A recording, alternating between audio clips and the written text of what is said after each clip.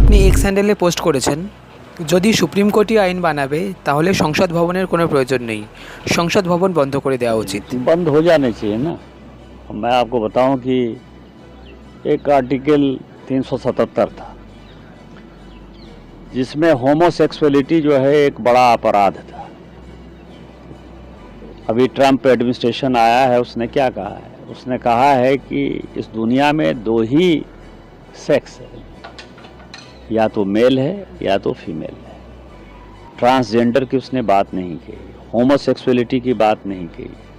पूरी Christian community हो, पूरी हिंदू कम्युनिटी हो, पूरी मुस्लिम कम्युनिटी हो, पूरी बुद्ध हो, जैन हो, सिख हो, सभी ये मानते हैं कि होमोसेक्सुअलिटी एक अपराध है। सुप्रीम कोर्ट ने वन फाइन मॉर्निंग कहा कि नहीं, ये केस हम एबॉलिश करते हैं, ये आर्टिकल एबॉलिश करते हैं। हमने आईटी एक्ट बनाया। आईटी एक्ट में सबसे ज्यादा दुखी कौन है? महिलाएं हैं, महिलाओं के पौर्न आते हैं, बच्चे हैं, बच्चे के पौर्न आते हैं, उनकी सेक्सुअलिटी के बारे में जो है हंगामा होता है। एक दिन सुप्रीम कोर्ट खड़ा होता है, वो कहता है 66 से खत्म कर दिया हमने, आईटी एक्ट खत्म कर दिया। अभी आप समझिए, मैंने आर्टिकल 141 का बहुत बड़ा जो है अध्ययन किया है। आर्टिकल 141 कहता है कि हम जो कानून बनाते हैं, हम जो जजमेंट देते हैं, वो लोअर कोर्ट से लेकर सुप्रीम कोर्ट तक लागू है।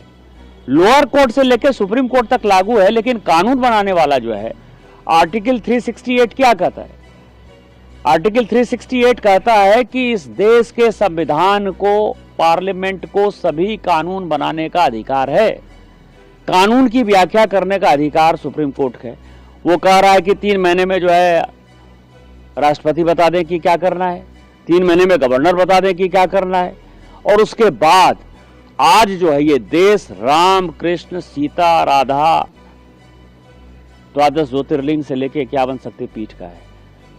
सनातन की परंपरा है, लाखों साल की परंपरा है। आप जब राम मंदिर का विषय होता है तो आप राम मंदिर में कहते हो कि कागज दिखाओ, कागज दिखाओ। कृष्ण जन्मभूमि का मामला आएगा मथुरा में तो कहोगे कागज दिखाओ। आप जब शिव की बात होगी, ज्ञानवापी मस्जिद की बात आएगी, कागज दिखाओ। और आज केवल आप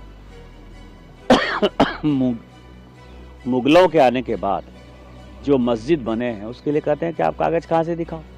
इस देश में धार्मिक युद्ध भड़काने के लिए केवल और केवल सुप्रीम कोर्ट जिम्मेवार है।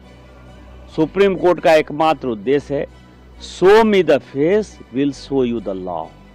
सुप्रीम कोर्ट अपनी सीमा से बाहर जा रहा है। सुप्रीम कोर्ट की सीमा यह है कि भारत का संविधान जिस कानून को बनाया उस कानून की उसको व्याख्या करनी है, और यदि वो व्याख्या नहीं कर सकती है और सब कुछ के लिए सुप्रीम कोर्ट जाना है तो इस संसद का कोई मतलब नहीं है, विधानसभा का कोई मतलब नहीं है, उसको बंद कर देना चाहिए।